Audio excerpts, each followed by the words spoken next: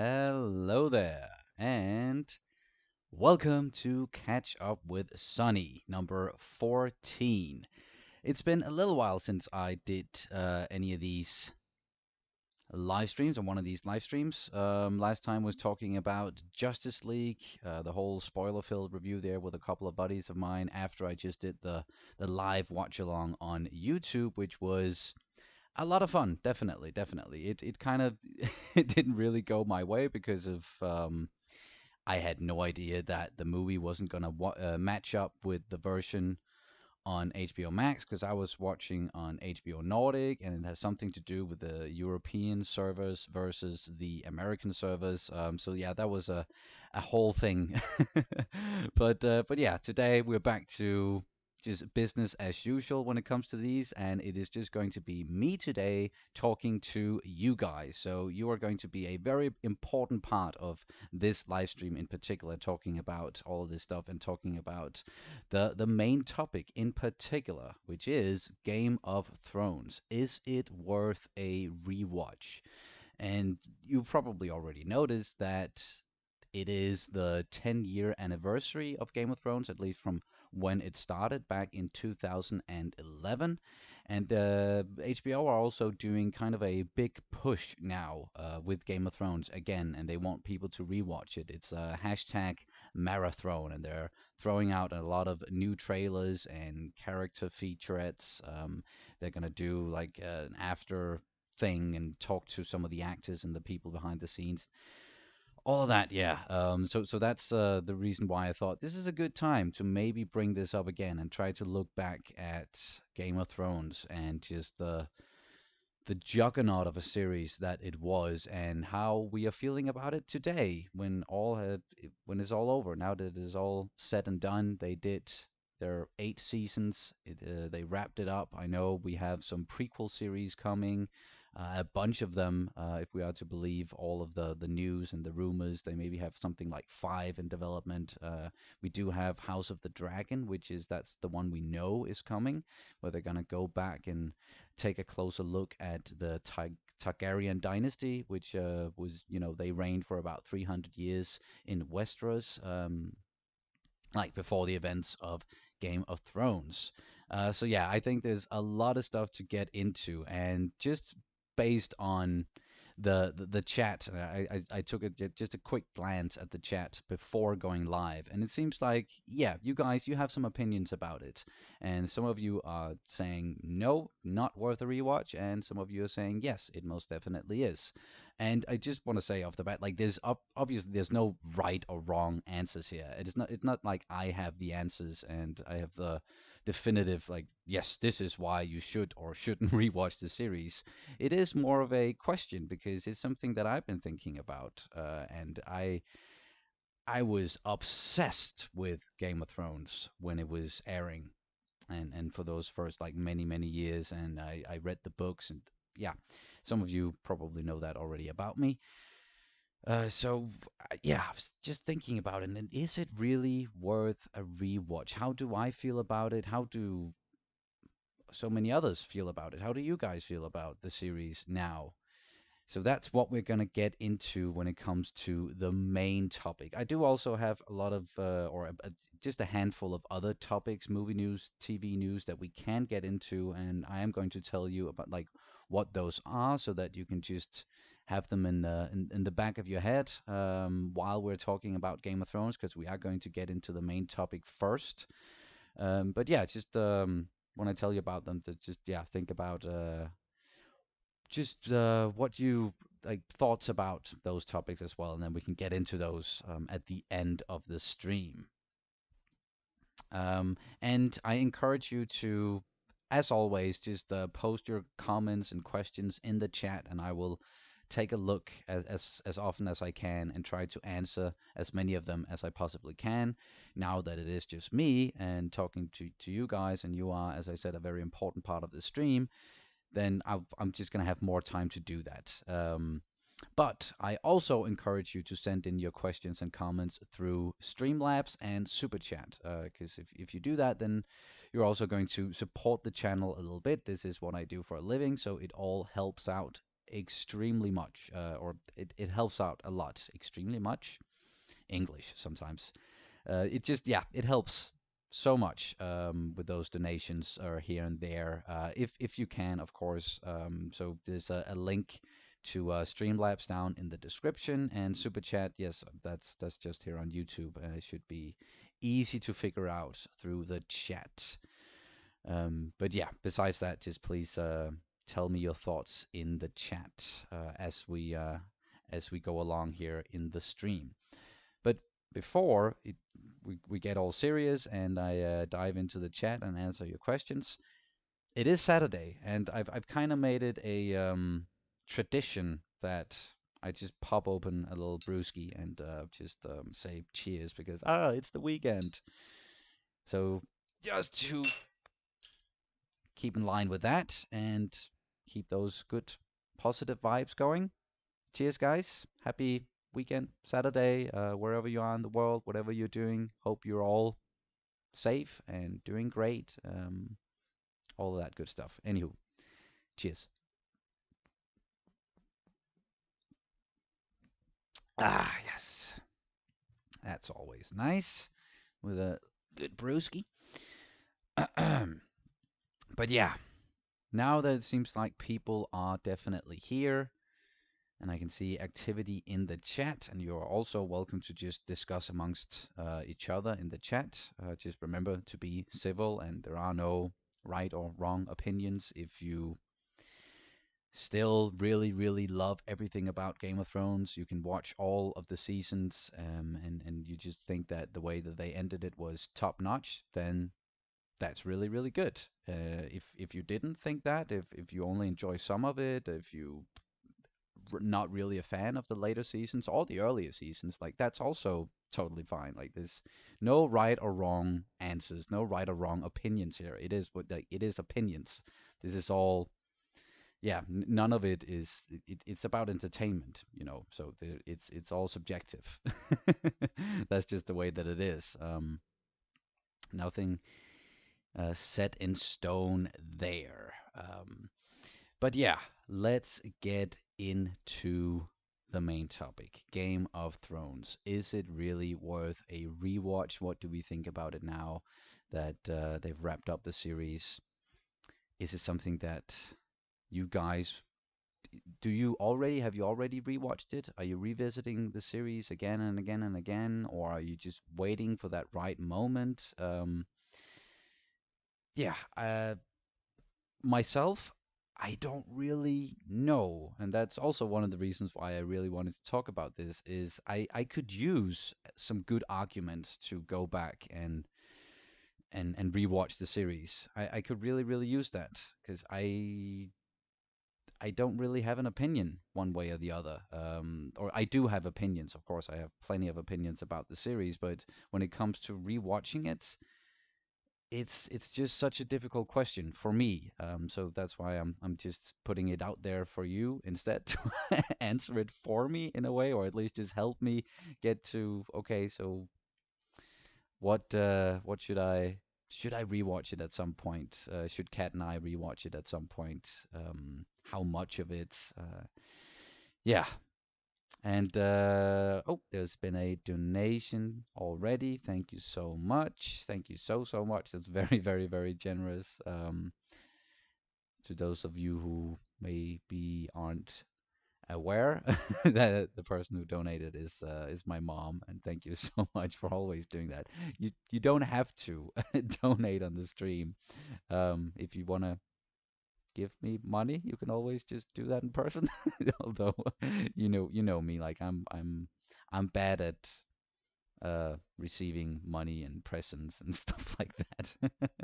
I'm too modest. But thank you so much for doing that. All right, I did see a question all the way up here from Timothy de Jaeger. Did you read the books before the TV series or after? I actually I watched because I didn't know anything about Game of Thrones or the world of A Song of Ice and Fire. I didn't know anything about it until the first season had aired. And then I was made aware of it, and then I watched the first season as yeah, and maybe it was kind of like in the middle of second season or maybe even the third season that I decided that no, I can't get enough of this world. I have to just read the books. I cannot wait years and years to like finish the series or for them to finish the series. I'm gonna have to read ahead. So I picked up the books around the second or third season and read through all of it. So I knew what was going to happen most of the way, especially with some of the uh, big events, big surprises that we got throughout the series. I didn't know about the first big surprise with Ned, but I did know about the Red Wedding and was just waiting patiently for the rest of the world to catch up and get that big holy fuck they did that um, moment. But yeah, so it's both a yes and a no. I read it before most of the series, but after the first couple of seasons. And let me just dive down again here in the chat. Um, and yeah, as I already mentioned up top, like yeah, I'm gonna be diving into the chat a lot and just reading out loud some of your comments about the series because it just yeah helps the flow of the stream, or it helps the conversation just keep going when it's just me and I'm not only just talking to myself. So from Sid, MWNSR. For me, rewatching a show requires a significant amount of time to pass so that I don't skip stuff when rewatching. But I have read the books and watched so many reactions now, which doesn't help either. Yeah, that's something I did as well. Back when the series was still going, it was still they were still doing it on HBO, and before it ended, I did also watch a lot of reactions and those types of videos, which yeah, I wish we could have done the entire series on this channel, but we only got to do the last season, which was a bit of a shame because that is my least favorite season, and I know for a lot of people out there it is their least favorite season. I would say for good reason, but once again, if you love that season, there's absolutely nothing wrong with that. So yeah, I totally get that, and that's also yeah, waiting a little bit before going in and rewatching a series. That's what I do as well most of the time. Praise Jews mostly annoyed by George R. R. Martin's writing schedule. D&D or Dan and David are just Hollywood jerk-offs. That's an opinion that many people share with you.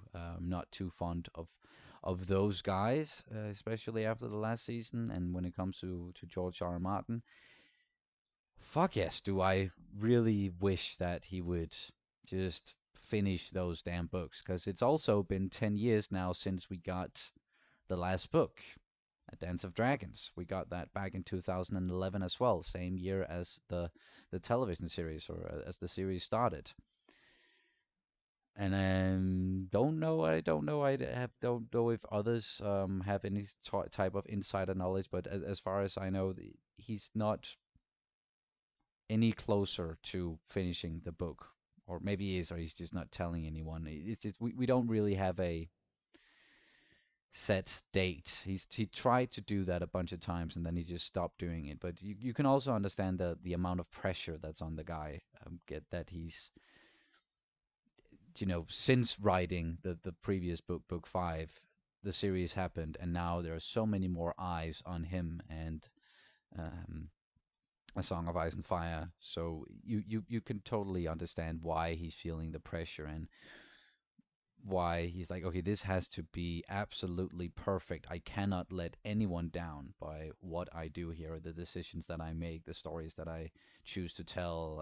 I'm just curious about if he's gonna do anything different. I'm sure he's gonna do a lot of stuff in a different way because they also changed things from the books to the series. So just in the series alone, where they ended up, the books can't like they really can't end up in the exact same way because so many things were changed. And oh yeah, I'm just so curious about it. So curious. Micmac. Oh, so this was about someone mentioned Black Sails. I've already seen all of Black Sails, so that wouldn't be much of a reaction. But I did love the show. Kat hasn't seen it, but yeah. So we're most likely not going to do it on the channel, only because I've already seen it. But maybe someday, if I feel like I would rewatch, and I think that Kat should watch it, and you should watch it, watch her reactions for it. Yeah. But all right, we do have some people saying here, at least Hoople saying, would totally watch Game of Thrones again, though. So that's good. Um, and Alex, I'm not sure I have the patience to rewatch Game of Thrones, but I still go through and watch various reactions to the series regularly. Taking it in that way feels more manageable. I guess that makes a lot of sense. Not committing to watching it and going through all of the episodes and watching it for, yeah, the amount of hours that it takes to watch the entire series, and only pick out those moments and watch it with other people that are watching it for the first time and getting excited and surprised.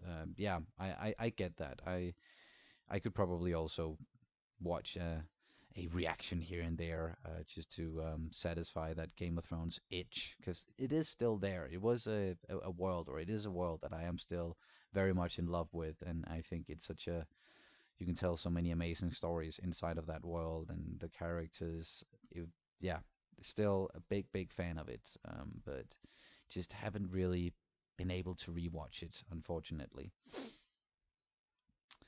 Nate saying, I was totally obsessed with the show too, but the last season really killed it for me. I'm still quite bitter. D&D rushed the last season so they could scurry off to Star Wars, and they got fired. Yeah, that seems like that's what happened, or at least that's the theory that most people are going with. We will never know exactly unless we hear it from D&D, but it seems like, yeah, that's what happened. They were just rushing through the last season, even though they spent 2 years making the last 6 episodes, but that was mostly because of the production and how much they put in there when it comes to effects and the big battle at Winterfell that took 50 something days to shoot.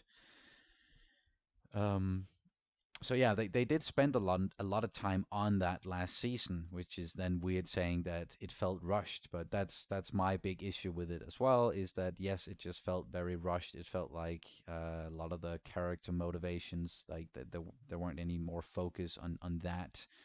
The characters didn't really seem like themselves a lot of the time, and it was just too many convenient things that seems like, okay, now we're just trying to drive the plot forward in a particular way, and we need this and this and that to happen. So we're just gonna gloss over many of these details. And yeah, I'm not one of those people who are mad at how the series ended per se, where the characters ended up, and how many of the events played out, in the big picture. It's more like how they got there, the time that they took or the time they didn't take to get to those big decisions or those big moments. That's what I have an issue with, and and then just a lot of logic gaps in logic for me as well, just with the whole. I know many of you have seen the memes with so Danny kind of forgot about the Iron Fleet, which is ridiculous because they told her about it or talked to her about it. Varys mentioned something about the Iron Fleet transporting or ferrying over the Golden Company from Essos to Westeros, I think, in that same episode. So why would she forget about it? And how didn't they spot all of those ships before um, Rhaegal took those freaking arrows through the body and the neck, and just fell down and died? It just seemed way too convenient. And then later on, those same ballistas who like that just hit Rhaegal wasn't able to hit Drogon at all, even though Drogon was way closer. It didn't seem like that made a lot of sense. And from the big Winterfell battle episode that I already mentioned, let's put all the women and children down in the crypts where there are a bunch of dead people, or a bunch of yeah, this guy is coming that can raise the dead. Don't put the people you're trying to protect in the crypts where there are a lot of crypts with dead people inside of them, corpses and whatnot, skeletons. That seemed ill-advised, and why someone like Tyrion didn't spot that is a mystery to me. Just the character of Tyrion in particular seems like he was just dumbed down a lot in the later seasons. That's what I feel personally, at least. Whereas in the earlier seasons, and especially in something like season two, where he was the King's Hand and he was just playing all those political games with Littlefinger and Varys and Grandmaster Pycelle, that was just mwah, perfect. And then it just seemed like he was dumbed down a lot later on, or at least he wasn't able to come up with as many clever schemes. And then just the battle plans for what happened at the Battle of Winterfell, like sending out the Dothraki into absolutely nothing and an enemy they couldn't even see. Like it looked cool, but it made absolutely no sense. Why didn't you use more of your like catapults and whatnot? This just that could have been done in a better way, and I refuse to believe that some of these people here didn't think of a better battle plan than what they came up with. But it looked cool if you were able to see it in that episode, that is, because I know it was a very dark episode. Yeah, all right. Sorry, gonna scroll down through the comments again. Seems like there are a bunch of new ones. I'm gonna try and make my way through them. But if you do want to make sure, I'm just gonna reiterate this. If you do want to make sure that I get to your comment or your question, then you can submit it through Streamlabs and SuperChat, and it will pop up on the screen here in front of me or in front of you, and I will get to it immediately. Immediately. Ba-ba-da-ba-bum. We have Timothy here. I first read the books, then I watched the series, and I found the books richer. Then I got into it, and like most, I think 7 and 8 was rushed. Yeah, if you straight up compare the books to the series, then it's difficult not to get the feeling that okay, a lot is missing here. Even though I think they did a really good job of adapting the first three books, and I'm very, very glad that they decided to split A Storm of Swords, the third book, into two seasons. That was seasons 3 and 4, because that book is still, in my opinion, the best book out of the five, and those two seasons, 3 and 4, are also the best seasons in the series, if you ask me. So it was just very important that they took their time with that book in particular and got many of the details, even though they clearly left some stuff out and some characters out, like Lady Stoneheart, as I'm sure like those of you who've read the books are familiar with that character, and those of you who haven't have maybe heard about the character of Lady Stoneheart and how she fits into the whole thing. But yeah, I agree that it's the books are definitely richer, and that's also, though they are some of my favorite books, and I really enjoyed reading them, and I cannot wait till we get a new one if we ever do that. Um, and then we got Itaukan. Itaukan. I can't I can't watch it again. You fall in love with characters in that show that get utterly violated by the terrible storytelling of the last season. Yeah, that's probably also where my mind is at, is and one of the things that I've been telling myself why I haven't really been wanting to do a rewatch just yet, is because I love those characters so much. I love the world so much, and the story is amazing for like most of it, and those first 4 seasons I have had hard time, finding any flaws really. There were some stuff in seasons 5 and 6 that I thought they handled poorly, and especially in the adaptation department. The whole Dawn storyline is very different in the books compared to how it how it ended up on screen. So yeah, it is difficult because it just knowing where it ends up and knowing what I feel about it and how many people feel about the later seasons and season 7 and 8 in particular, it's difficult to divide it and say, okay, here's the stuff that I really like. I really fucking love much of the journey that we got. But it's just when we get towards the end and the destination, I did not love. But it's hard to then start that journey again without making it all the way to the end. And if I had to just stop watching and not finish like the series, if I'm ever gonna do a rewatch, I would probably watch the first 6 seasons and just end it at the final episode of season 6, The Winds of Winter, because like those two episodes that rounded off season 6, Battle of the Bastards and the Winds of Winter, those are some of the most well-crafted episodes, I think, in the series overall. So that would be a good way to end it, but it's still kind of like I'm just gonna end it when Daenerys is, making her way towards Westeros. That just seems a little bit, it seems like a weird place to end it, but then I know what's coming after. So, yeah, it's difficult. Um, And Matt is saying, "Hey Sonny, can I ask you a question?" Of course you can. Of course you can. I'm gonna see if you did that further down in the chat. But yeah, you can ask me anything. It doesn't have to be about Game of Thrones. And I know I already skipped something that I said I was going to do. I was going to tell you about the the other things that I've planned to talk about a little bit during this stream, besides the Game of Thrones stuff. Just a sec. I need to remember to hydrate or just drink a little bit. So I'm just going to tell you that real quick before I continue, and then you can just have it in the back of your minds and maybe come up with a question or two about these topics. A couple of movie topics here. It's just some actors being hired for various projects, and it's actually two Danish actors. The first one is Mads Mikkelsen, just seems like he's gonna be the villain in Indiana Jones 5. So that's something that we can talk a little bit about.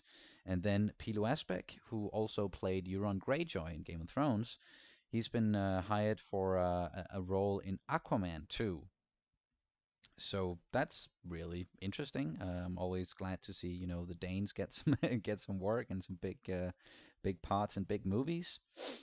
And then a couple of television news things here. There's the report going that Amazon's Lord of the Rings series is like the first season is gonna have a budget around like almost $500 million,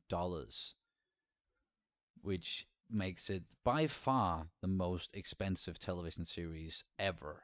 So I'm sure there's a few things to get into about that. Then there is this is a little bit of like some older news, but the Obi-Wan casting, we got some more castings confirmed for Obi-Wan Kenobi, the series. Um, and yeah, I definitely have a couple of things to say about that. And then I also thought it would be interesting to talk about because I've seen that the movie Riders of Justice, which is actually a Danish movie with like the original title being Retfærdighedens Rytter, but yeah, in English it's called Riders of Justice, and it's getting like an international push. Like it already came out a while ago here in Denmark, and it was just really funny for me to see just how they cut that trailer, what people are saying about it, and then I thought I would do just a quick review of the movie, or just tell you about what I thought about it and why I think you should watch that movie when it comes out. Wherever you are in the world. So yeah, those are the other smaller topics that I'm planning on getting into at the end of the stream. But yeah, let's get back to the chat here. I see Alex saying, I watched The Mountain versus the Viper and read the chapter in the same day. It was an intense day. Oh, holy fuck, yeah. So you got the double whammy there with Oberyn getting his head popped twice in the same day, both on the page and on the screen. That can be a lot. That can be a lot. Crimson Red saying, I wouldn't rewatch the whole series, just certain episodes like Battle of the Bastards. Yes, I think that is one of the episodes that you can definitely watch more on its own because it's more about this battle, the way it was shot, and I still think that that is one of the best battles I've ever seen in any medium, like be it television or movies. I'm at least one of those people who really enjoyed that one, and it wasn't as um, there wasn't as many leaps in logic and convenient things happening as with the Battle of Winterfell, which was the same director, Miguel Sapochnik. I think that's the name of the guy. But yeah, he did a really good job with that episode at least. Ralph Skyperion. I think Game of Thrones is one of those series that would stand up and be enjoyable when rewatching. Yeah, I think so as well. That it would be it does like as I saw someone say in the chat earlier, it's more about the journey than it is the destination. And I still think the journey and much of what we got in that series is just top notch and some of the best storytelling we've seen in any television series or any movie, and some amazing acting as well. It's just and you can see that because people aren't talking about the series in the same way that they did when it was still going on and before season 7 and 8. People were still, everybody was pretty much on the same page that this was the most fantastic thing that they've seen in many years. It was, that water cooler show that, people were talking about when they were having breaks, taking breaks at work, and so many videos being made about it, so many reactions, and they were always the most popular reactions out there. There was the Game of Thrones reactions, and I think that's when the whole reaction thing just really took off as well. Or it might even have like really started with people reacting to Game of Thrones and reacting to something like the Red Wedding, which was a very, very big thing that even got, some of the reactions was featured on, was it Jimmy Kimmel or Jimmy Fallon or one of those late night talk shows, and they showed George R. R. Martin some of those reactions where people were just losing it because of what happened at the Red Wedding, for good reason as well. I lost it when I read about it at first, and I have a little funny story about that. But now it's just it doesn't people aren't talking about it in the same way. And you can even see on all of this content that HBO and like the Game of Thrones YouTube channel that they're putting out there and wanting people to do the rewatch and do the marathon and talking about the 10-year anniversary. Most of the comments in those comment sections are about how people did not enjoy season 8 or season 7 and 8 and how they think they should remake it, or they're just angry and bitter. And then, of course, there are people um, amongst all of those comments like who are just saying how much they enjoyed the entire series, which once again is amazing or and great if you enjoyed all of it. I don't think anyone should take that away from you. But it's just if you look at the landscape, people just aren't talking about it in the same way, unfortunately.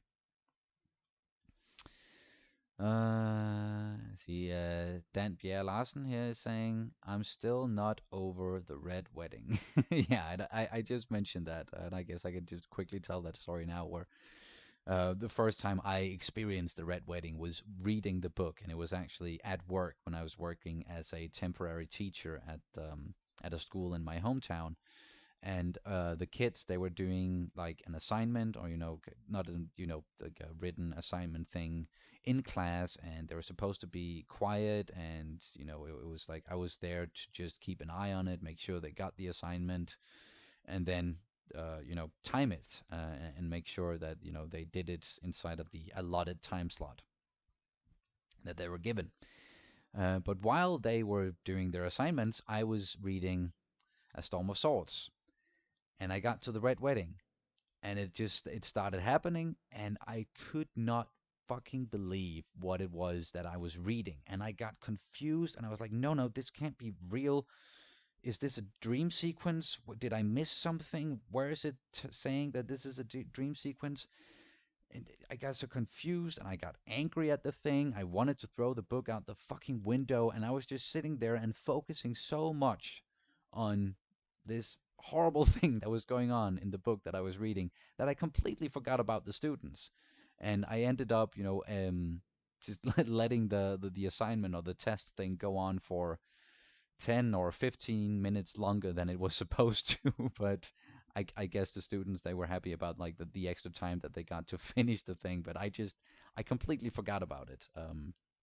And then of course watching the Red Wedding on screen didn't make it any better, especially because they decided to change up some things and they killed off even more fucking characters during the episode on television, and what they did to yeah, with the freaking baby pregnant stomach stabbing. That was so hard to watch and something that was definitely not in the books. But many of the other details were. So yeah, it's still something that's it's hard to get over. And I was a big fan of Rob Stark. Like he was my guy. Even though he's not really featured in the books as much as he is in the series, they made him more of a main character in those first 3 seasons compared to the books. But yeah, I was still very, very sad when that happened.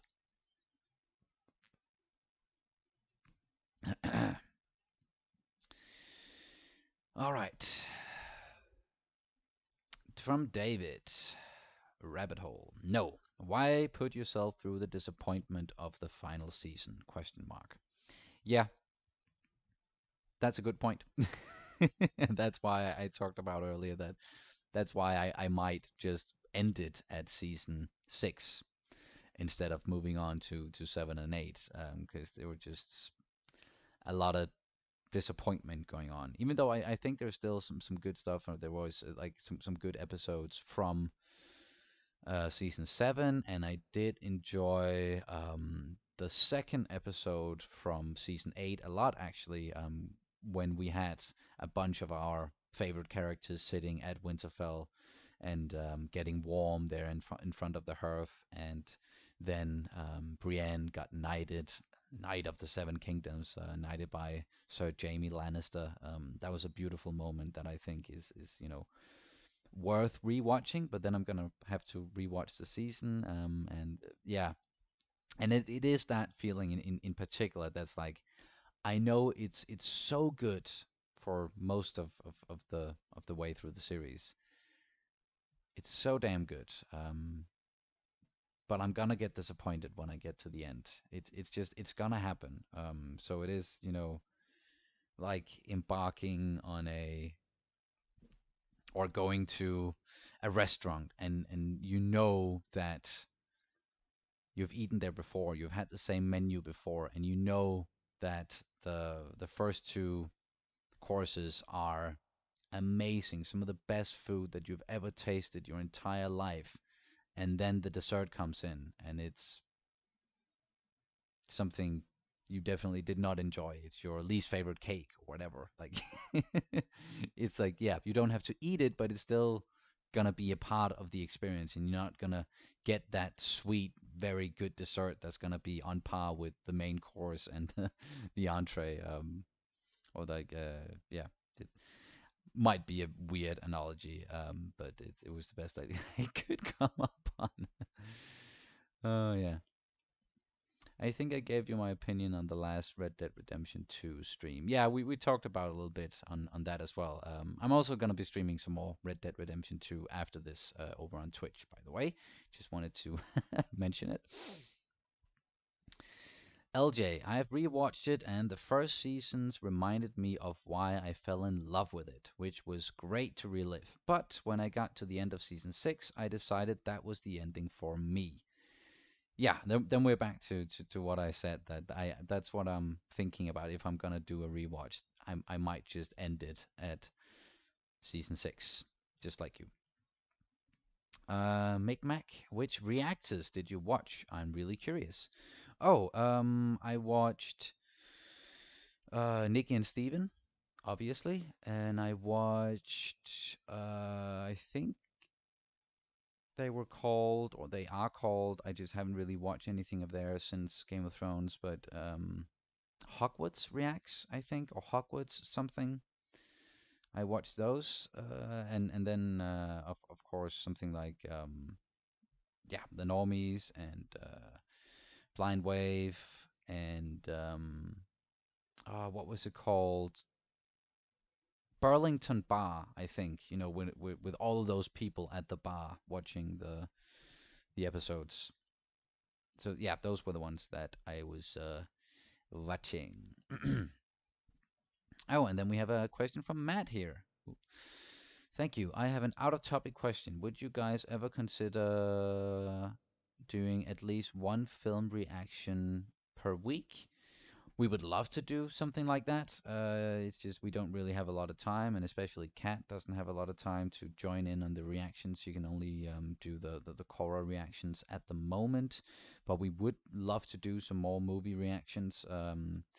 I've been planning on starting, or at least doing some more movie watch-alongs over on Patreon. I did one with the first Alien movie, and I'm gonna do the second one, Aliens, one of these days soon, hopefully. But yeah, if we can, then yeah, we would absolutely love to do more of that.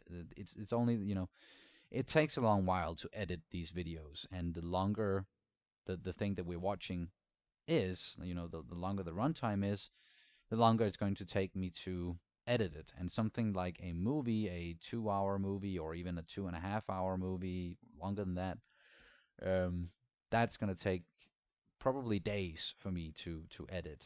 So it's about finding the balance and finding the time to do it. But thank you so much for the question, Matt.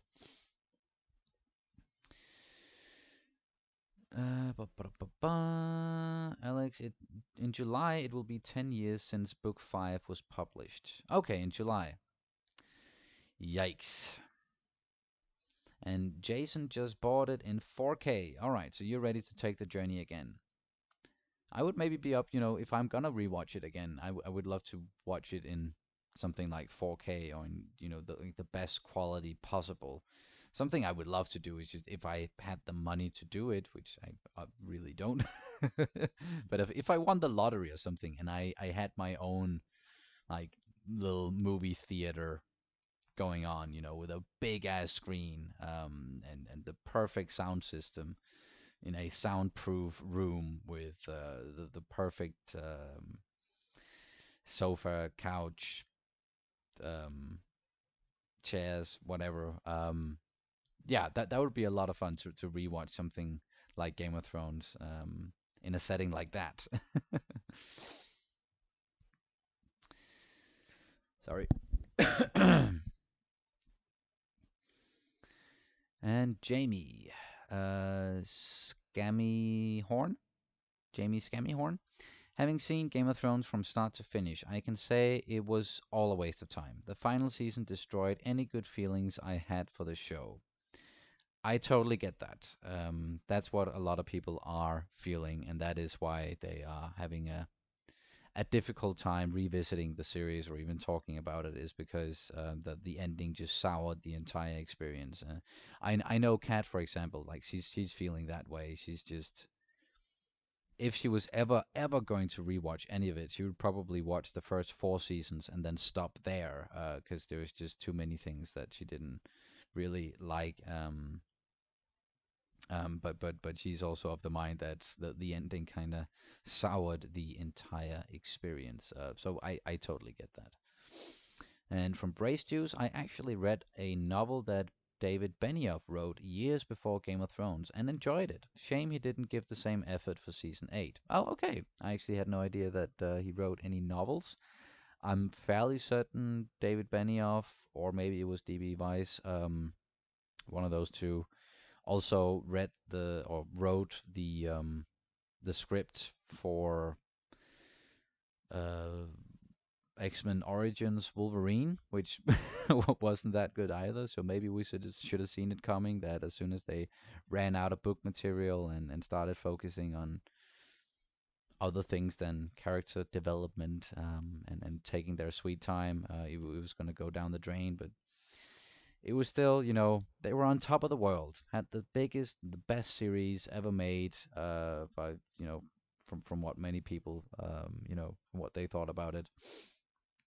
And it was just, how could you, when you're up here, just fall all the way down there, just in one season? Because there was still a lot of goodwill towards the series, even after season 7. Like, a lot of people were still very excited for the last season and thought that, okay, season 7 wasn't really up to par with what we had, what came before, but I'm sure they're gonna be able to improve upon all of that in the last season, and they're gonna land this ship in a satisfactory way, or in a way that's going to be satisfactory for everyone. But no, but no. And from Micmac again, as long as George R. Martin is alive and well, I have hope. I don't like that HBO is throwing money at him to get him distracted. They have no respect for his legacy. Yeah, and it seems like he's easily distracted as well. Like you read about him joining one project or another, like once in a while, and it's like, dude, stop doing all of these other things and just finish the fucking books, please. We're backing you. But it's at the end of the day, it's his story to tell. Like, he doesn't like if he's not gonna finish it, he's not gonna finish it, and he doesn't necessarily really owe us anything. He is the writer, but it would be nice if he did finish it. And I think he would make a lot of people happy. But yeah. And Alex is saying, I'm holding out hope that he's writing both book 6 and 7 and isn't going to publish either until 7 is done so that there isn't another long wait. It is a very slim hope, but a hope nonetheless. I like that, Alex. That's hold on to that. That's something that I would like to see happen as well. And we're gonna just find out in maybe like this year or the next, or just the next, like in 2023 or something, that, oh, that's why it took you so long. You're writing both of them and you're publishing both of those books in the same year, both Winds of Winter and A Dream of Spring. Oh, thank you, thank you, thank you. But yeah, there's a slim chance that that's actually what's going on. But we'll see, we'll see. Um, have I reread the books? Because you pick up a lot of stuff you wouldn't when you do. I started rereading them, but then I kind of stopped doing it because I had so many other things that was kind of pressing, or things I was busy with. I think I was in the middle of my studies at that point, so I started rereading them, and I even think I got to I read the first two books again and did pick up on a lot of new things, and I was very happy about that. So I would like to continue that at some point, but there's so much other stuff that I also need to read and get into, and or I don't need to, but some stuff that I want to read and get into, definitely. Um, Timothy is saying, I watch reactions also and the discussions about it. I could relive them, relive by them the great moments. I understand the story fully, so no urge to rewatch it. Yep, I get that. I get that. Oh, and I also saw that you just sent in a little donation. Thank you so much, Timothy. Love the channel. Cheers. Thank you so much. I'm glad that you're enjoying the channel. Cheers.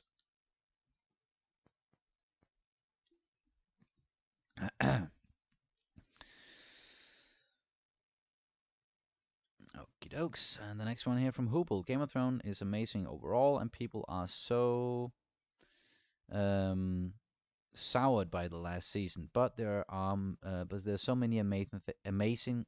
Wow, couldn't get that word out. But there's so many amazing things about it. Yes, couldn't agree more. My feelings about the last season, and you guys, your feelings about the last season, I'm sure doesn't necessarily take away from like what was amazing and what really worked well throughout the series. It's just,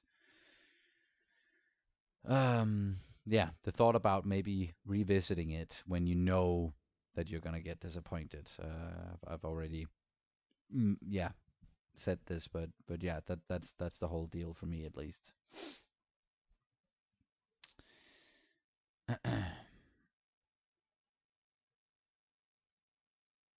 There's a lot of content out there and coming through. So rewatch, sure, but for the channel, I'd say no. Oh, you're thinking about if we were gonna do a rewatch on this channel.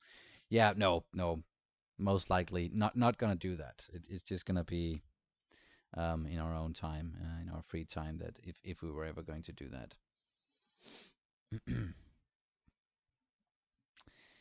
I think rereading the books speaks to me more, and yes, hopefully George brings us his story to completion. I liked his writing. Same here, Timothy. Same here. I think that the way that was some of the stuff that I loved about the book series was the writing and his ability to really write a compelling story and compelling characters and those point of view chapters. I freaking love that.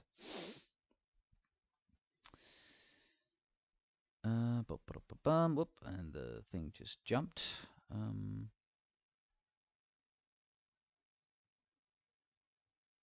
Sorry.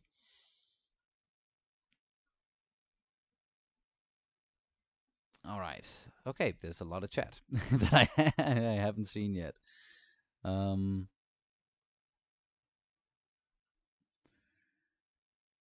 yeah, as I said, if you want to make sure that I get to your question or your comment, then please send it in through Streamlabs or SuperChat if you can, with a little donation. Oh, and someone just did. Oh, wow. Thank you, Apocalypse. Thank you so much. Thank you so much. Just getting this account to a round number. Keep up the great work. Thank you so much. That's really generous of you, Apocalypse, and thank you for always being such a strong supporter of the channel and what we're doing here. And then getting your account to a round number. Great. Um, yeah, thank you so much. Thank you so much. But yeah, I'm trying to of course keep up with the chat, but it is difficult. So I'm just gonna try and pick some stuff out when we chug along here. But it seems like many of you guys, at least out there, are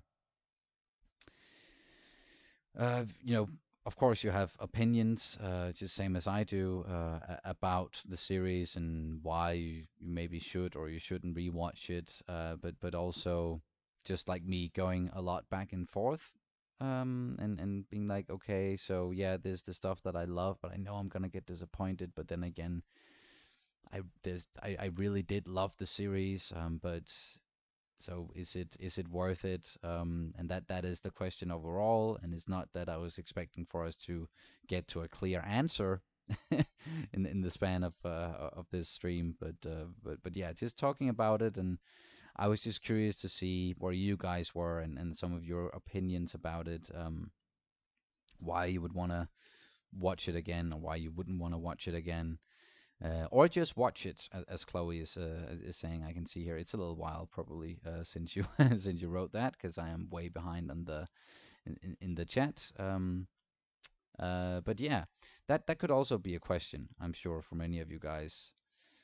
Um,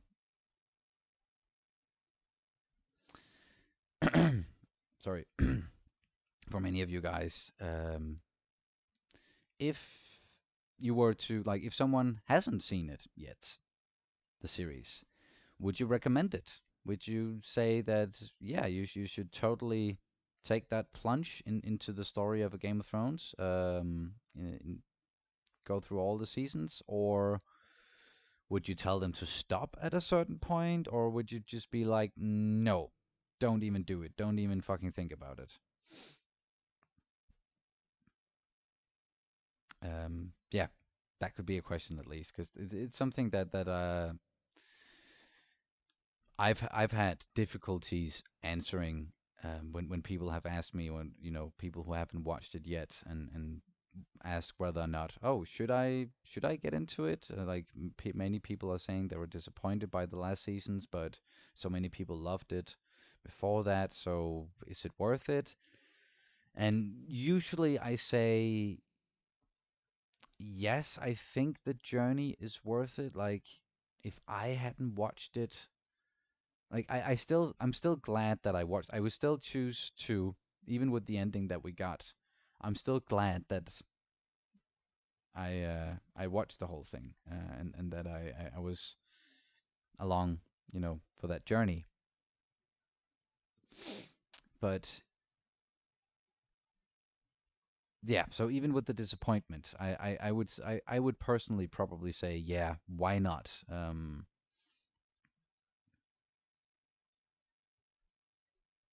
But maybe stop after. Yeah, like Matilda is saying, people should watch Game of Thrones, but stop after season 7. Personally, I did not like season 8. Yeah, that's how I feel as well. And a lot of the stuff in season 7, I wasn't maybe a big fan of either. But oh yeah, it is a difficult question. And there is, as I said up top, there is no right or wrong answer when it comes to this. It's just about, do you personally want to rewatch it, or do you want to recommend it to someone who hasn't watched it? How much of the show do you think is worth it? And we're not like, I'm sure we could get into all of the things that we think like didn't work in seasons 7 and 8, or just season 8. But it's no point, beating a dead horse, as it stands right now. But maybe, just with a fair warning. That's something that we didn't get, those of us who was watching when the episodes were coming out. So maybe if you tell someone, yes, just watch all the way through and maybe up till the end of season 6, but when you get to that point, then from then on, lower your expectations a little bit, or just know that it's not going to be the exact same attention to detail when it comes to characters and character development when you get to those two last seasons. So yeah, maybe that will be easier for someone to get into it at first. But all in all, yeah, it's as Stu is also saying, the good outweighing the bad. But we've also seen that in many other franchises, be it series or movies, where the first many seasons or the first many installments or just the first one is extremely good, and then it just gets progressively like worse and worse and worse. But it doesn't take away from that first good experience. It doesn't take away from um, the amazing things that was in that given property. And here, Pete, it's Game of Thrones. So yeah, still, all in all, I would also say that the good does outweigh the bad. It's just if the bad wasn't, the end of the series, if it was just, the midpoint, or if it was just, only, let's say, season 5, that was just really not good. And there is a lot of stuff in season 5 that I thought was really not good. That was my least favorite season until we got seasons 7 and 8. Um, but if it was only like the fifth season or something, and then they picked it up again, and it got really good by the end of it, and it had an end that satisfied everyone, then I would think differently about the good and outweighing the bad. It's just when it is the ending that you're not satisfied with, like the ending of the journey, the thing that's going to wrap up all of it, where the characters end up, or at least how they get there, and the pacing of it all. If that's what's the disappointing part, then for me, once again, personally, that's gonna make it harder for me to rewatch it or to dive back into that world, no matter how good those first seasons were.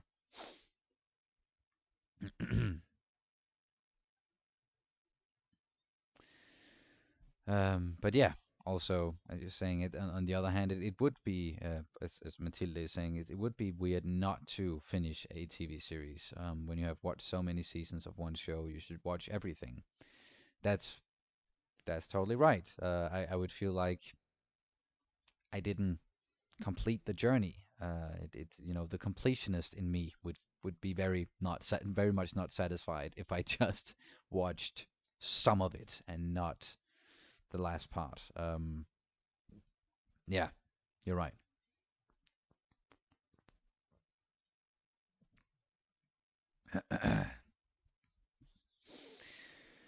Oh yeah, and we've already gone on for an hour, and we could probably do more of these talks about Game of Thrones, and dive into that whole thing again and again and again, because there is still a lot of things to talk about, a lot of things to enjoy, even though the end was disappointing for a lot of people. But when it comes to should we, or should someone watch it or rewatch it, yeah, it's still up in the air. But at least HBO and Game of Thrones, they are really trying to get people to rewatch it again. So maybe that is going to happen, and maybe people in the future, like, they're gonna look back on it more fondly than what a lot of people are doing now, me included. But it is what it is. We got the ending that we got, and we're just gonna have to live with it. And I hope to personally to be able to revisit it at some point, because it is one of my favorite fantasy worlds, with so many good characters that I just love dearly, and I cannot wait to finish the true story that's in the books, A Song of Ice and Fire, and read those last two books.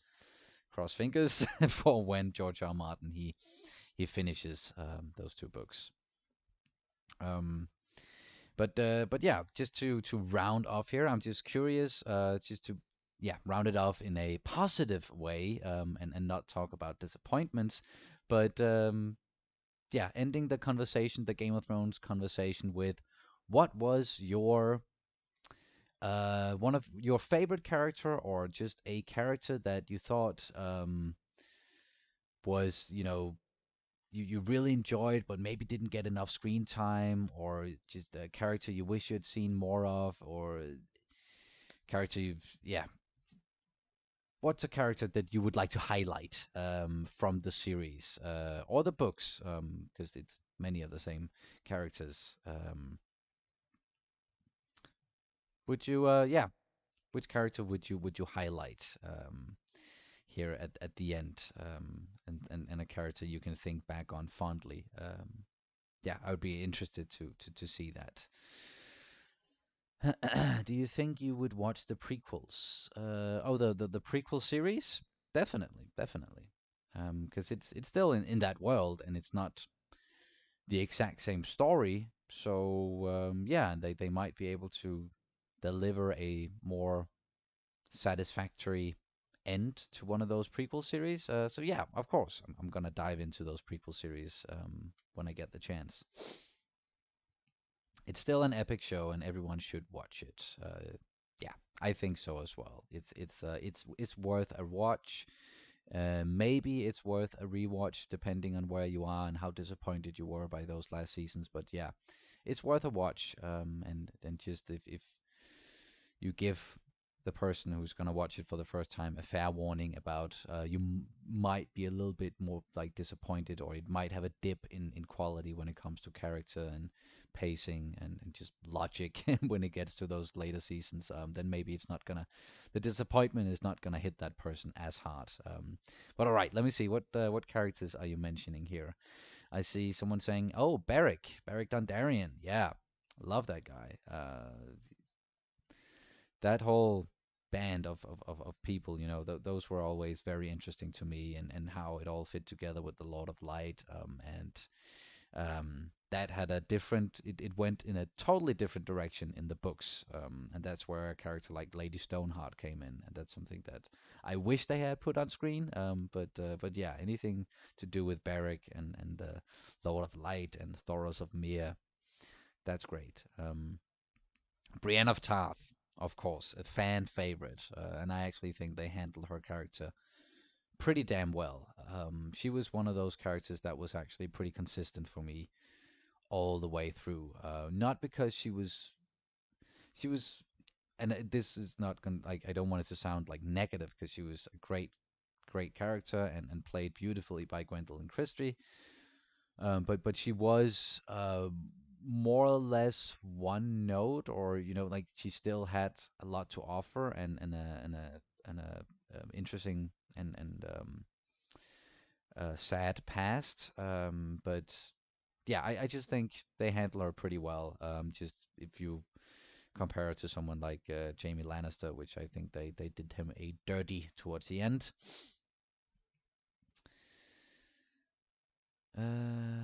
Alfie Allen should have gotten an Emmy.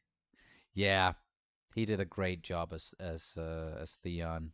He's one hell of a character as well, and his character, like his journey through all of it, how he started and how he betrayed the Starks, and then how he ended up as Reek, and then it came full circle at the end, defending a Stark. That was also one of the um, yeah, that was also one of the characters that I think kind of had a good arc all the way through.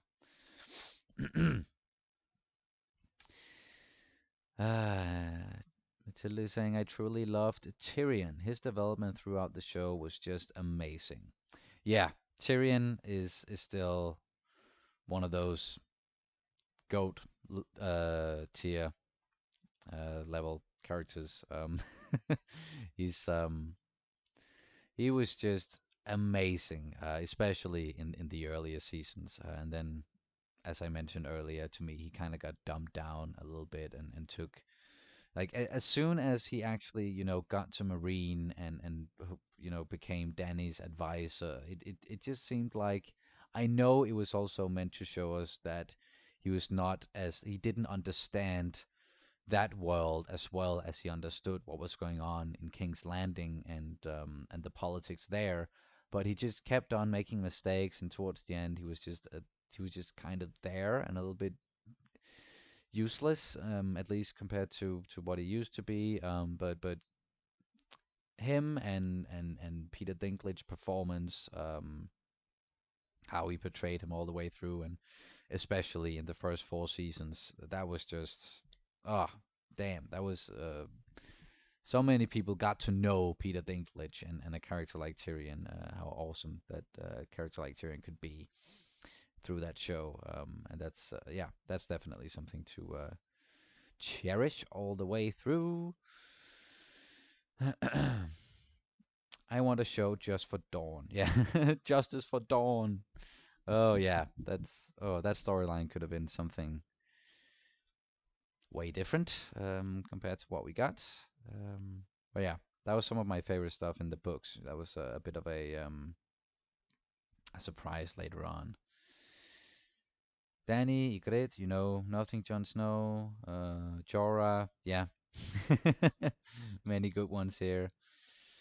Um, the Fairy Prince saying, I could have ignored all the errors. The only one that I can't is John killing Danny. Oof. Oh yeah, that was a point of contention towards the end. McQueen.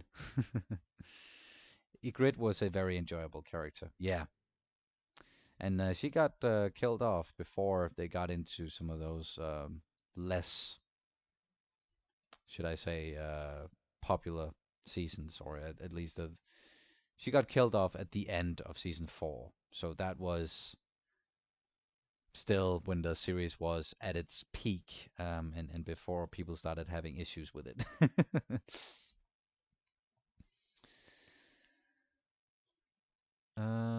Da, da, da, da, da.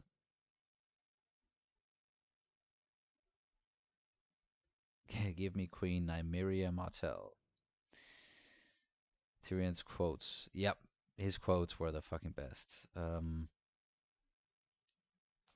So yeah, many good ones, and it seems like you guys are moving on to some of the quotes and stuff like that. So yeah, please by all means continue that discussion, continue that conversation about that. I'm just quickly gonna tell that yeah, one character that I always enjoyed a lot, both in the series, but particularly in the books, was Barristan Selmy. He was one of my absolute favorites, and he has a way bigger role in the books, and they kind of. I was very sad with the end that he got in the series, and I wish we had gotten more of him and that actor as well, because the actor who played Barristan Selmy, he had actually read the books, and therefore he knew what was coming up for Barristan Selmy. And Barristan Selmy, he gets, way more of a center stage role in the books um, later on, but then they kind of killed him off in the series and gave that part to Tyrion in the series instead, earlier than what was gonna happen in the books, or what's probably gonna happen in the books. So that was really sad, both for the people reading the books and for those of us who really loved that character, but also in particular the actor who played the character, because he was so excited about, yes, now I'm finally really gonna get something to do on this show because I've read the books and I know what's to come. And wait, you're gonna do what? I'm gonna die in an alley fighting? Oh, come on. But yeah, that happened. um oh yeah, it's highlighting someone like Davos. The Onion Knight, yes. Oh, sorry, I didn't see your question there, Micmac. Have I seen Forbrydelsen? No, I haven't. I'm actually pretty bad at watching Danish things, movies, and series. Not good at it. But yeah, I probably should at some point. At some point. But all right, now that we have rounded off the Game of Thrones discussion, or at least I have, you are still more than welcome to continue in the chat. I'm just gonna get into the other few like topics that I had prepared and that I mentioned a little bit earlier. um, and yeah, just give my 2 cents about it, and then if you guys have any questions, then I'm gonna answer those, and then after that, I'm gonna end the stream and then jump over on Twitch and play some Red Dead Redemption 2, where you are more than welcome to join me, and we can maybe continue some of these talks and these discussions.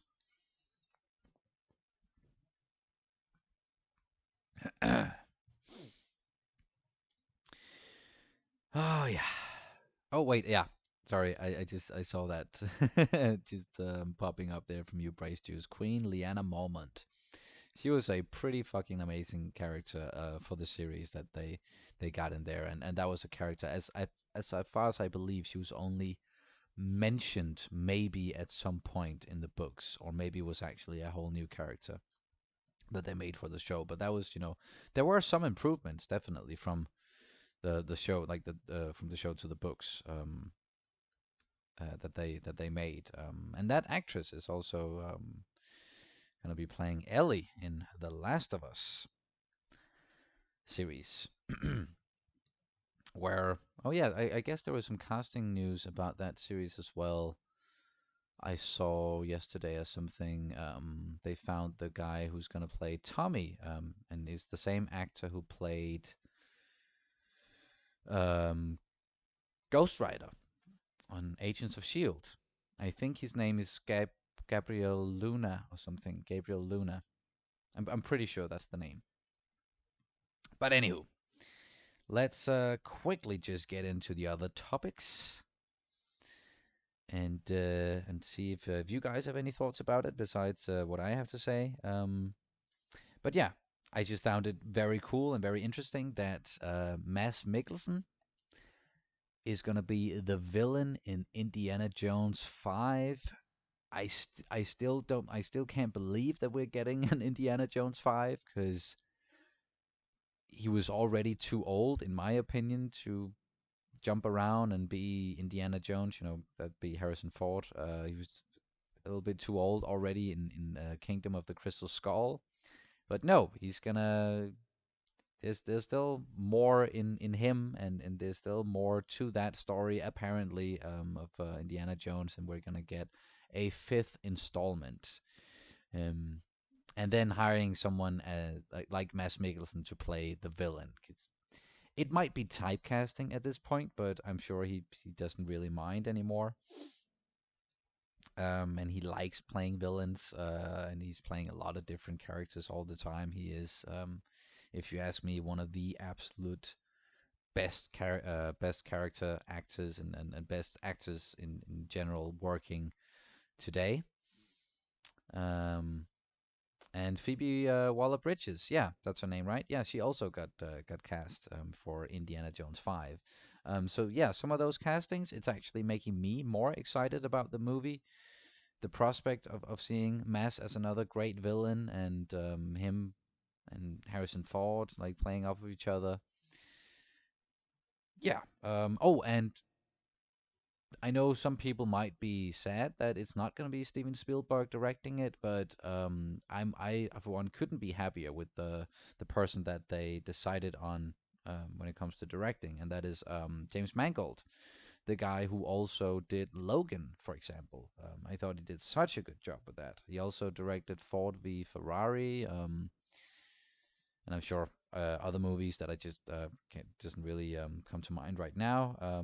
But it makes me more excited at least.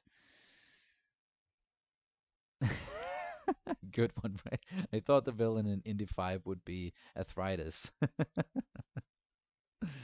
Oh yeah. Um, because yeah, he's what is he now, Harrison? He's 78, 79 or something. He's getting there. He's still a great actor. It's nothing about that. It's just I hope that they're not gonna have him, jump around and punch and kick people and be an action star, because that just doesn't make sense. It would be like watching in The Irishman when Robert De Niro, who had that CGI face thing going on, they're trying to de-age them, and he was supposed to be this young spry guy with a young daughter, kicking this guy at the curb, and you could just see just by the way that he was moving and kicking the guy that no, that's not a 30 something year old beating up another guy. That is a 70 something year old dude trying his absolute best not to tilt over when he's trying to kick this other person. So I just don't want to see anything like that. So I just hope that they're gonna treat him with dignity and just let him be the age that he actually is. Have someone else do all the action. I wouldn't even mind, bringing in Shia LaBeouf to be his kid again, even though I'm sure they're not gonna do that. But just have someone else maybe take up the mantle or just help him, and then uh, Indy can be more of the Sean Connery role that we got in The Last Crusade, even though he's older now than what Sean Connery was at the time that they were filming The Last Crusade. But yeah, it's exciting nonetheless, and I hope some of you guys out there are excited for it. We're gonna see what it's going to turn out to be. But I thought it was pretty cool that Mads Mikkelsen he got hired for that. And as I said, it's always nice to see when other Danes are getting more work.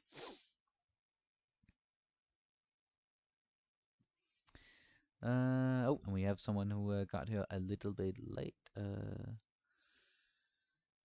Answering your question, yes, Rewatch. Still one of my favorite shows. All right, that's good. A lot of people would agree with you. It seems like. It seems like. Rick Sanchez is 70 and does his own stunts, so I don't mind if Harrison Ford does it too. Yeah, but I think the difference there is that Harrison, even though he was always a very physical actor and he liked getting into, fights and doing all of that by himself and wouldn't mind and didn't mind, getting bruises, it's just he's not really a stunt guy now. And I don't want to see. I wouldn't mind him getting into some sort of action or doing some physical stuff. It's just it shouldn't be unrealistic to look at, or it shouldn't be. It should still fit his age. I think. Okay, and Evil Chipmunk is saying, I believe Harrison Ford turned 79 on the 13th of July. Okay. Fair enough, yeah. So close to 80 years old. But anywho, we also got another casting here for another Dane, and that is Pilo Asbeck, who got hired for Aquaman 2. I don't know how you guys feel about Aquaman, the first movie, or the character in general with Jason Momoa playing him. I think he's doing a really good job, and I actually enjoyed him a lot in Zack Snyder's Justice League. But to me personally, the first Aquaman didn't really do it for me. It was kind of a forgettable movie. So I hope that the second one is gonna be more to my liking. But I know many people did really, really, really enjoy Aquaman, the movie, and everything it had to offer. But yeah, who do you? Because it doesn't say at least from what I'm looking at, what Pilo Asbeck has been hired for, like what kind of role. And just if you are, I mentioned it a little bit earlier, but if you are unfamiliar with who Pilo Asbeck is, he's the guy who played Euron Greyjoy in Game of Thrones. Um, so maybe another villain role. It seems like many of us Scandinavians, or many of the Scandinavians, and especially the Danes, are getting villain roles in Hollywood productions. So that perhaps could be something that we're going to see. Like he is good at that, and he's good at being bad, but he can also be good, or maybe just kind of like a in between, kind of like a gray character. But yeah, what do you guys think about that? Is that does that make you more or less excited for Aquaman 2 with the Pilo Asbeck? Did you like his portrayal of Euron Greyjoy in Game of Thrones? I know a lot of people had issues with it. I know that, I don't have issues with him personally. I maybe have issues with the way that they wrote the character, because he was just doing what he was told to do, and he was just having fun with it. But the character of Euron Greyjoy was very different in the show compared to the books.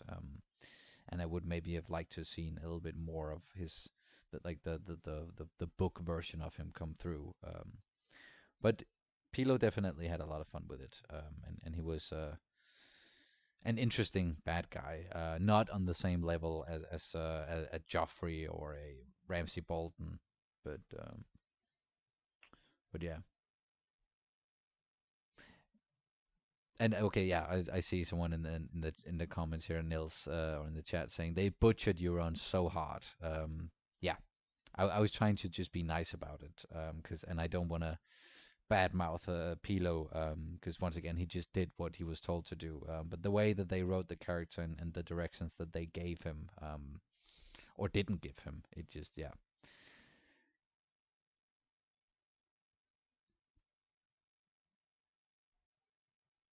I didn't get it. Sorry.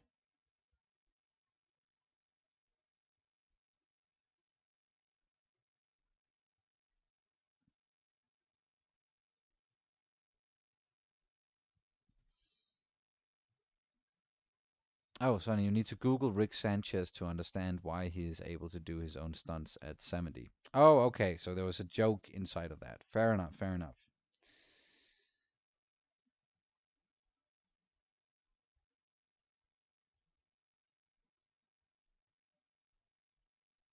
I just thought that, okay, all right, it's Rick from Rick and Morty.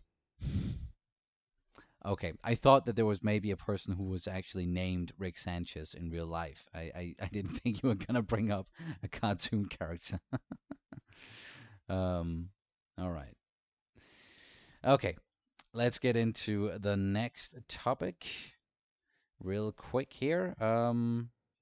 If we are done with Aquaman and Indie, the movie stuff here, and if you guys don't have any questions or comments about it, um, yeah, then we can just quickly talk about the Lord of the Rings series and the fact that the first season, Amazon is pouring almost $500 million into the first season of the Lord of the Rings television series.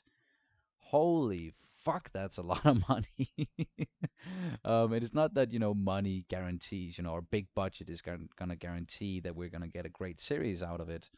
It just at least tells us that they sort of have faith in it. They think that it's going to be a hit, and whoever's making it and the people who are, coming up with the story, like they don't have to, like they can just do whatever they want. It seems like, because they don't have to think of, oh, we don't have the money or the budget for this and that or for a big battle in each episode. Is it? No, no, they have the money to do as as much as they want. It seems like, because that's, that's I think more like a bigger budget than what the first three like the Lord of the Rings trilogy, what that was made for.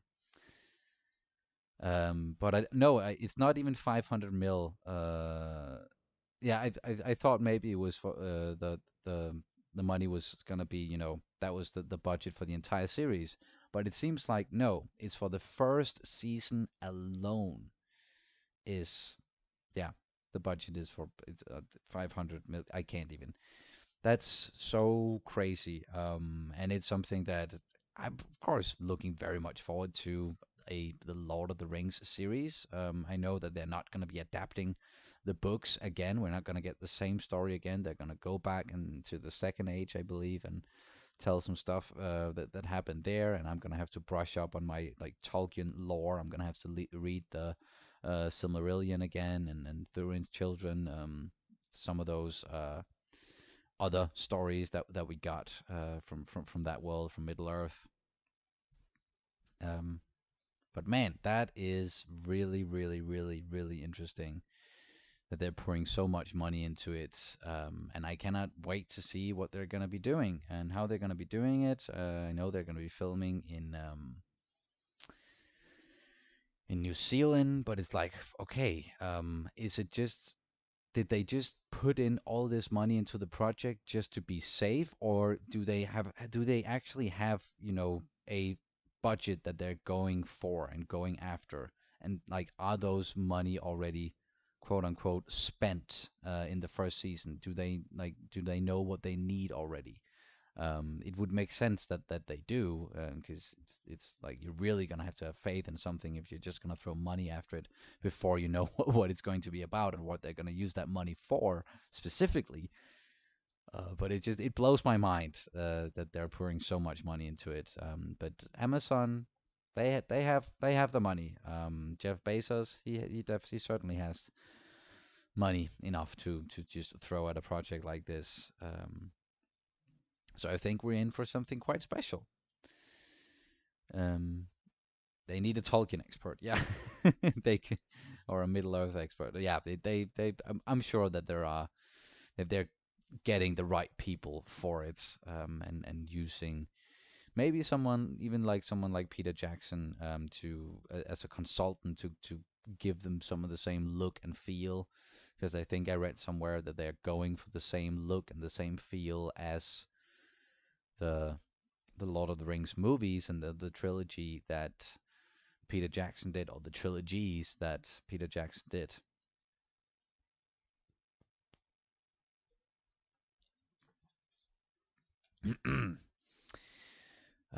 But nonetheless, I think this is something. quite special there. That's about to happen. I hope at least. Just the optimist in me that really hope that they're gonna do this whole thing justice and they're gonna tell some great stories and they're gonna spend those many millions wisely. But yeah, seems like you guys are looking forward to it as well. All right, and then quickly, I'm just gonna give my 2 cents on the casting news that we got a little while back with the Obi-Wan Kenobi series. Because a lot of the stuff we already knew about, and I don't have many things to say about it. Like we know, of course, Ewan McGregor, Obi-Wan, and Hayden Christensen.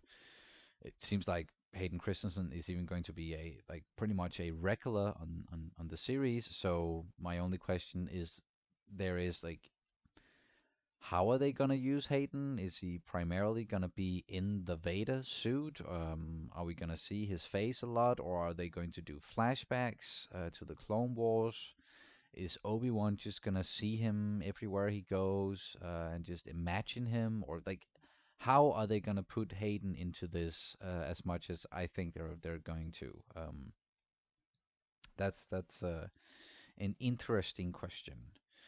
And then Joel Edgerton is gonna be reprising the role as Owen Lars, and he of course played that role in Attack of the Clones and also very briefly in Revenge of the Sith. And since then, he has gotten way bigger as an actor, like way more popular as an actor. So it's he's yeah, it's a big get for them to get him now, and I hope he's just gonna have a lot of stuff to do. And I would like to see, just me personally, I would like to see maybe him, Owen Lars going on some sort of adventure or going somewhere with Obi-Wan Kenobi, those two interacting a lot because we know from A New Hope that Owen Lars is not fond of Obi-Wan Kenobi, of Ben Kenobi, and he just calls him a crazy hermit and tells Luke to stay away from him. So something happened there because it didn't seem like, at least when Obi-Wan was handing over baby Luke to Owen and Beru at the end of Revenge of the Sith, it didn't seem like there was any animosity between those two at that point. So we might get to see that in the series, like how that relationship got soured, and why Owen is not fond of Obi-Wan, and maybe Obi-Wan is not fond of Owen either. Something went wrong there. Um, that could be really interesting. So yeah, I hope they're gonna give him a lot to do. And then just some of the other actors and actresses we have. We have Bunny P.S. Pisey. Sorry, I'm bad at pronouncing her last name. But she also played Beru and Beru. I'm fairly certain in the prequels. So her reprising that role, and then a bunch of new and exciting actors jumping into this series like Kumail Nanjiani, Indira Varma. Indira Varma. Once again, so bad at pronouncing names. And she was also in Game of Thrones and played Ilaria Sand. uh, Rupert Rupert Friend, O'Shea Jackson. Oh, sorry, some of the light just went off. um, O'Shea Jackson Jr. Ice Cube's son. That's pretty cool. Sung Kang, Simon Kessel, Benny Safdie, and I kind of skipped one, Moses Ingram. So yeah, many exciting people that we don't know who they're going to be playing, but it's gonna be pretty exciting nonetheless. This is one of the series that I know most people are looking forward to when it comes to these new Star Wars series. Oh, and see you, Mom. Thank you for joining the stream. And yes, see you on Monday. And it's a good thing it's gonna be a sunny day. Not just because I'm there, but because of the weather. Haha. Dum dum. Um, but yeah. Did the casting announcements did they make you more or less excited for Obi-Wan Kenobi the series? Yeah, feel free to tell me about it. But that's at least, just my 2 cents on the casting and just where I see some of it going. I I don't yeah, I don't know who most of these people are going to play, as I mentioned, but it seems like a really good cast. And Deborah Chow, who is directing the series, yeah, she did such a good job with two of the episodes that she directed in the first season of The Mandalorian, and it seems like she really has a good grasp on Star Wars and she understands it. So, so I think that she's going to give us something pretty special, and it doesn't look like it's going to be less of a spectacle from that from those castings.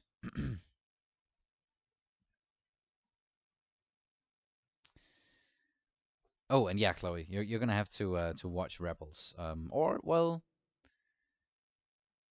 you don't have to necessarily, because Rebels actually takes place after, or it's gonna take place timeline-wise. It's gonna take place after Obi-Wan Kenobi, the Obi-Wan Kenobi series.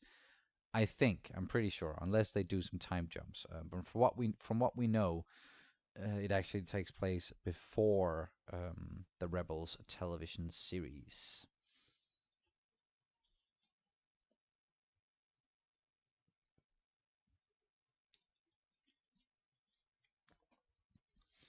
And yeah, I agree with you, Ralph. There, I also really like the fact that they're giving Hayden Christensen another chance, another crack at playing Anakin Skywalker. And I think it can only be better than what we got in the prequels, because as many people know, George Lucas is not really good at directing um, actors, and yeah, he's not an actor's director, and not necessarily good at writing dialogue either. He's really good at coming up with stories and universes. So if we get someone who really knows how to give Hayden directions, and Hayden has also, become a better actor through the years, I'm sure, and he has evolved a lot as a person. So yeah, it can only get better from here on. I'm just curious about the whole thing. Cannot wait. Oh, and you heard mixed things about Rebels. Oh, I thought most people were pretty stoked about that series, but I yeah, I think it's really really good. There are episodes and story arcs that are better than others and inside of the series overall. But I thought that the story that they told, and especially some of the later stuff, is just really good. Some of the best Star Wars. Great ending as well. So yeah, cannot recommend it enough. But all right, unless you guys have any questions or any comments, want to send in any more Streamlabs or Super Chats about any of the things that we talked about today, that can either be the whole big Game of Thrones thing that we spent almost an hour talking about up top, with should you give it another chance or not, or should you give it a chance, overall, if you haven't seen it before, how do you feel about it? If you want to ask a question or throw in a comment about that, feel free to do it. Or the some of the news that I just mentioned, with the Mads Mikkelsen playing the um, the villain in Indiana Jones 5, Pilo Asbeck being hired for Aquaman 2, the budget for the Lord of the Rings series, or the Obi-Wan Kenobi series, and the castings that we got. Just please let me know.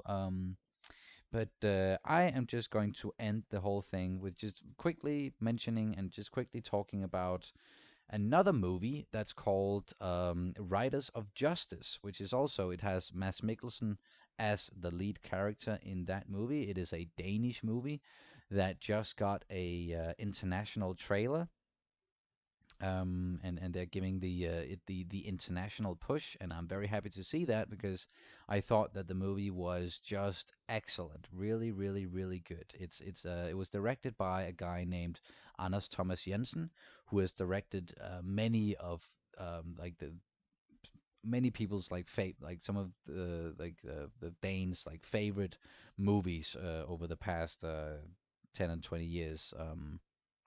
Or more actually. Yeah, he's directed a lot of good movies, a lot of good Danish movies with many of the same actors that are also in this movie, Riders of Justice, Mads Mikkelsen included.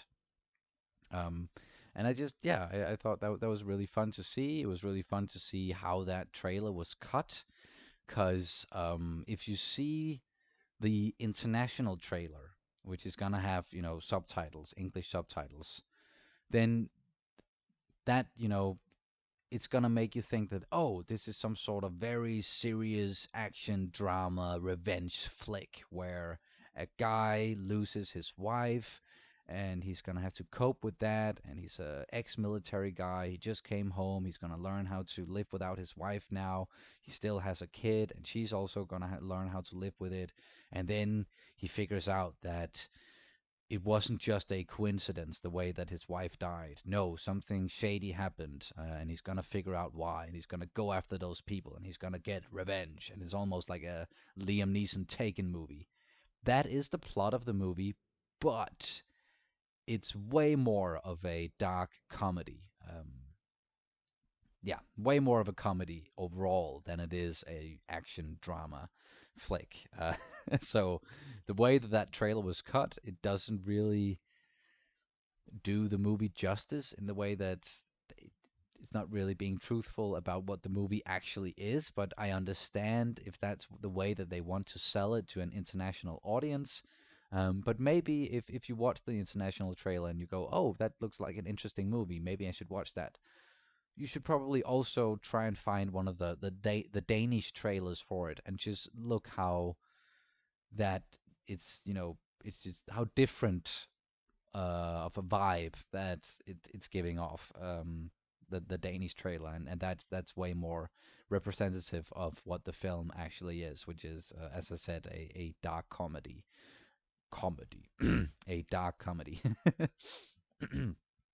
And most of the director, like the guy who did the film, right, the Writers of Justice that I'm talking about, Anders Thomas Jensen, most of his movies are dark comedies. So it fits well with this one. And I can very much recommend all of his movies. But yeah, try and just, yeah, go and look it up. Riders of Justice. Watch the trailer and see if it's something that you might be interested in. I thought that the movie was absolutely wonderful, wonderful, wonderful, wonderful. And it came out in Denmark a little while back. Oh, thank you so much, Chipmunk. That's very generous. Oh, thank you so much, for the donation there. That it always warms the heart when people throw a little bit of support our way, making it possible for me to keep doing this.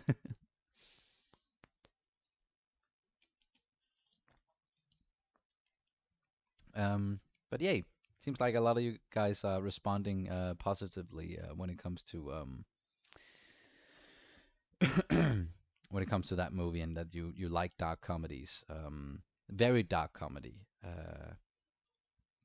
I don't know how it's actually really going to play, because like the Danish humor can be quite different compared to at least American humor, and it is, yeah, very dark, and it is more tragic, the things that they make light of, or or the things that the comedic parts of it. Some people might look at it and be like, why the hell is that funny?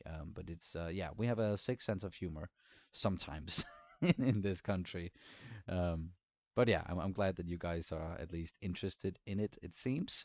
And the movie overall, just to give a quick, just yeah, non-spoiler review, if you are going to be watching the movie, I thought it was actually one of the best Danish movies I've seen in a long while. I'm sure some of you have heard about the Danish movie that is actually up for an Academy Award for best foreign film or best movie with non-English movie or something, whatever the category is called nowadays at the Academy Awards.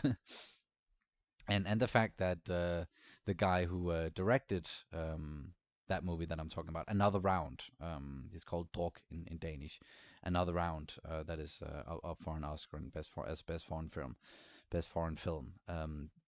The guy who directed that one, Thomas Vinterberg, he's also up for an Oscar for Best Director, which is pretty damn big. And that was a really good movie, but it came out around the same time as this one, Riders of Justice, here in Denmark. And both of those movies has Mads Mikkelsen as the leading role or in the leading role. And I actually thought that Riders of Justice, not only was it a better movie than Another Round, but Mads Mikkelsen and his performance in Riders of Justice, I think, is better than what he did in Another Round. So it's just, yeah, it was interesting to see how, Another Round got so much attention and all the Oscar buzz and getting all of those nominations, and then Riders of Justice didn't. But maybe that is because Riders of Justice was more of it is more difficult to for someone who's not used to the Danish sensibilities and the Danish really dark humor. Um, yeah, it was just a tougher pill to swallow, or they thought that it was not going to do as well, or people weren't going to respond to it as well. But now they've reconsidered at least, and they're giving it the international push. So yeah, I just very much recommend that movie and recommend just checking out the trailer at least and see if it's something that you might be interested in. Has a great story. I think very relatable. Some of the acting inside of it is just beautiful, very funny, very funny side characters.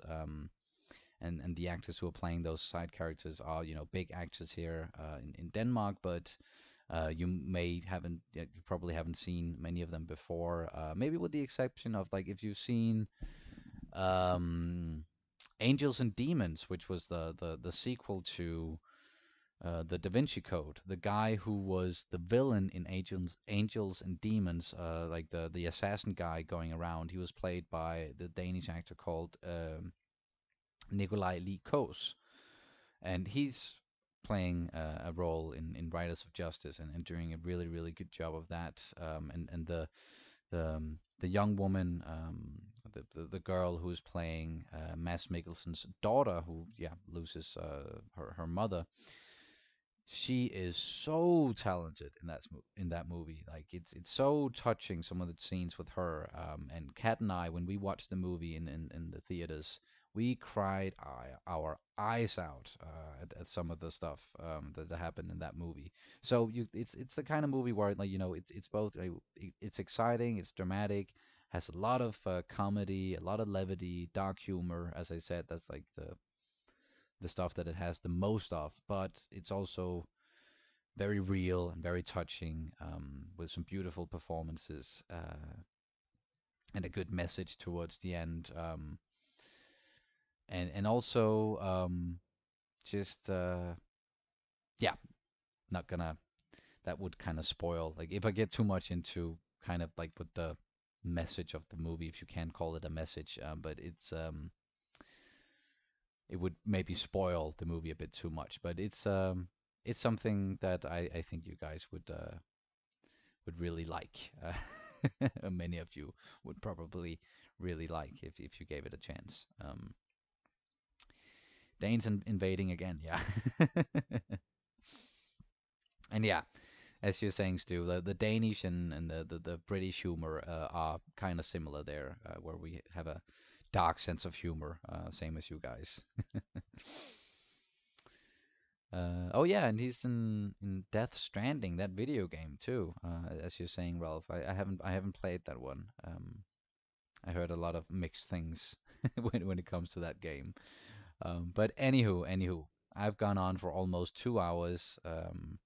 My sore throat needs a little bit of a rest before I jump over and play some Red Dead Redemption. I don't know for how long I'm gonna be playing Red Dead Redemption. I had actually planned for this to be a short stream and to maybe only talk for about an hour, but you know me, I can never do that. When I say I'm gonna be talking for 30 minutes, then it's gonna be an hour or an hour and a half. When I say I'm gonna be talking for an hour, it's gonna be 2 hours.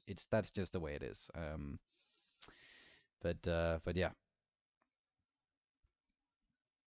And yes, exactly.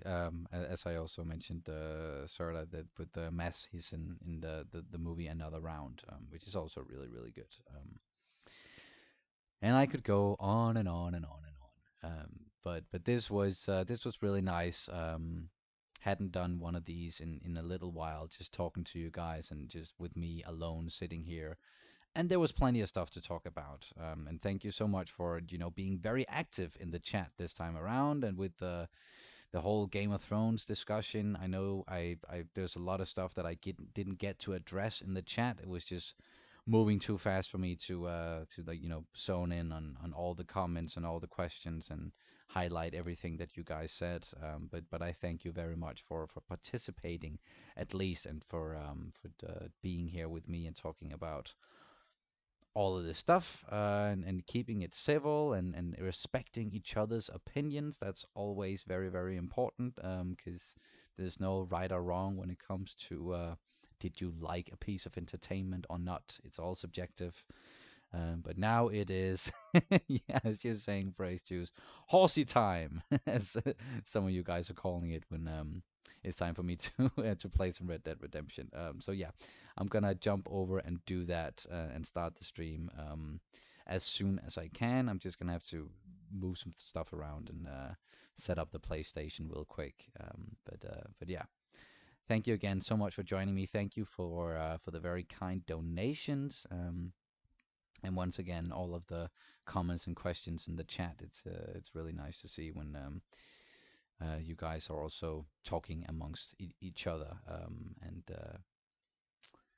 And thank you also for the kind words in the chat about you know the fact that it seems like some of you guys are enjoying the channel, the content that we do, and the reactions. That also always means a lot, a lot, a lot, a lot.